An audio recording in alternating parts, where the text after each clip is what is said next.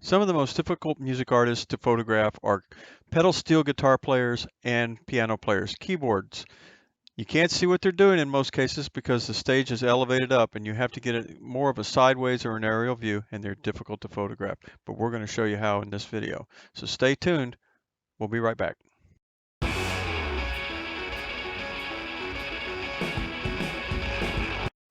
Hey everyone, I'm Robert Maxfield and I've been a live music photographer since 1977. Some of the bands I've photographed have been Blue Oyster Cult, Van Halen, Ted Nugent, Bad Company, Fleetwood Mac, Elvis Costello. I've photographed tons of people, but by far some of the toughest musicians to photograph. All right, I know what you're going to say. You're going to say, Bob, all right, it's got to be drummers, right? Not me, man. I think some of the toughest musicians to photograph are either pedal steel guitar players, yes, or keyboardists, piano players. Why? Because sometimes when you photograph them, they look like you're photographing somebody that's ordering your lunch at the local diner cafe at the window going, order up, and you can't tell what's going on. So what happens is you look at what they're playing and you see nothing. You see no movement. You don't see any fingers. Can't tell what instrument they're doing. All you see is on the keyboard or whatever the device is, you'll see something like Yamaha. And that's it. So they are incredibly tough. And we're going to go over this in this video. So hang tight.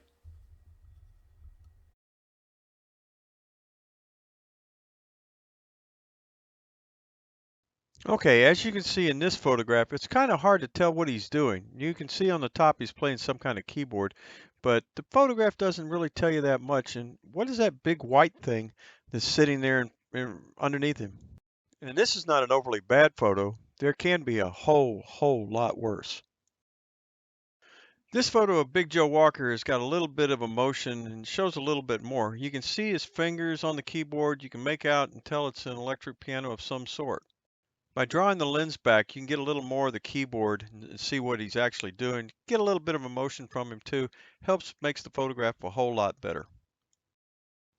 These two photographs are of multiple Grammy winner Bobby Sparks, and he spent his whole almost evening with his back towards the audience, and I sat there patiently and waited till he turned around. It was well worth it because I could get him playing on his keyboard, and I could get some really good action with some emotion.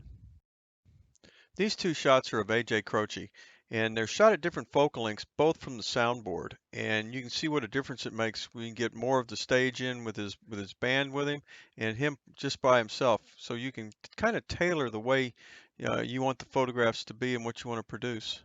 This is one of the shows I was really glad to go to as a fan because I was a big fan of his father's and was very impressed with his music too.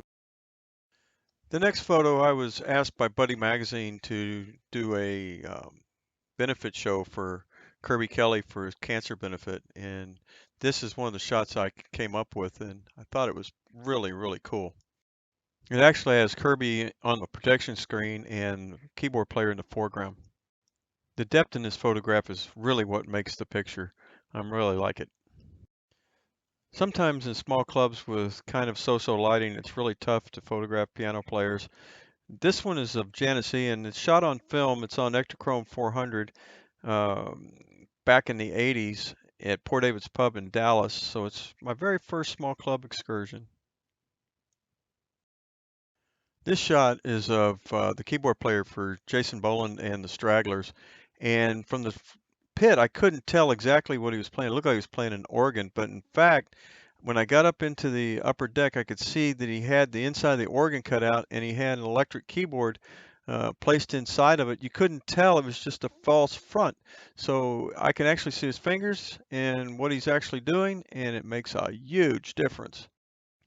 There may be people that never ever see a pedal steel guitar, but here in Texas we have a bunch of them.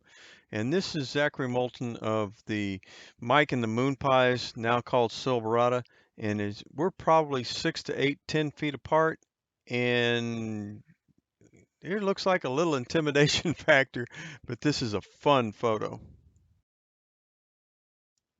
Steel guitar players are a lot of fun to shoot, and the big thing with them is if you can, get a picture of their hands and their expressions. take and show as much of their instrument as you can. A lot of people have never seen one of these things, so it's kind of cool to see one and somebody play one, and get what you can, get some expression out of them, and have some fun. For steel guitar players, you try to get a little bit of elevation, try to get a little bit of angle on them. You may have to shoot down a little bit, but if you're in the pit, try to get as much of their instrument as you can and their hands forward on the front of the instrument so you can see that. And because they're not going to move around a lot, they're going to stay pretty stationary, and they're stuck to a box, a chair, something that they're sitting on.